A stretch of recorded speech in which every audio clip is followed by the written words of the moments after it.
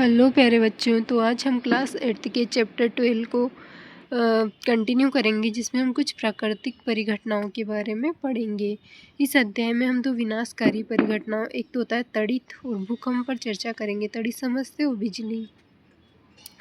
इस परिघटना द्वारा किए जाने वाले विनाशों को कम करने के उपायों पर भी चर्चा करेंगे। तो तड़ित के बारे में जानते हैं कि तड़ित क्या होती है। विद्युत के तार ढीले हो जाने पर, जो विद्युत के जो तार होते हैं, जब वो ढीले हो जाने पर आपने विद्युत खंभों पर चिंगारियाँ देखी होगी। ये परिघटना उस समय बहुत अधिक हो जाती है जब पवन के चलने पर तार हिलते डुलते हैं। आपने सॉकेट जो है उसमें प्लग के ढीले होने पर भी चिंगारियाँ निकलते हुए देखी होगी।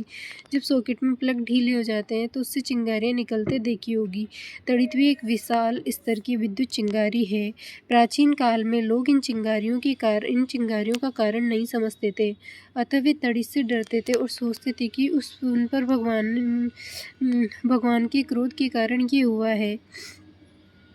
वास्तव में हम जानते हैं कि बादलों में आवेश के एकत्रित होने से तड़ित पैदा होती है।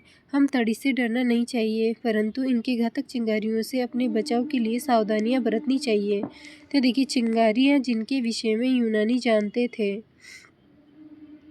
600 ईस्वी पूर्व से भी पहले प्राचीन यूनानी ये जानते थे कि जब एम्बर एक प्रकार की रोल को फर से रगड़ते हैं तो बालों जैसी हल्की वस्तुओं को आकर्षित कर लेता है। आपने ये देखा होगा कि जब आप ऊनी अथवा पॉलिस्टर के वस्त्रों को उतारते हैं तो आपके बाल खड़े हो जाते हैं, रोंगटे खड़े हो जाते हैं। उनके बारे में बता रहा है। यदि आप अंधेरे में इन वस्त्रों को उतारते हैं तो आप चट-चट की ध्वनि के साथ चिंगारी देख सकते हैं। सन 1752 में अमेरिका वैज्ञानिक बेंजामिन फ्रैंकलिन ने दर्शाया था कि तड़ित तथा आपके वस्त्रों से उत्पन्न चिंगारी वास्तव में एक ही परिघटना है, परंतु इस तत्व के साकार होने में 2000 वर्ष लगे। बुझो बोलता है, मुझे आश्चर्य है कि उन्हें इस समानता को ज्ञात करने में इतने वर्ष क्यों लगे। वैज्ञानिक खोजें बहुत से लोगों के लंबे समय तक कठिन परिश्रम का परिणाम है। उन्होंने भाई किस टाइम में बताया कि जो तड़ित तथा आपके वस्त्रों से उत्पन्न चिंगारी वास्तव में एक ही परिघटना है, और उसको पूरा करने में उन्हें लगभग 2000 वर्ष का टाइम लगा।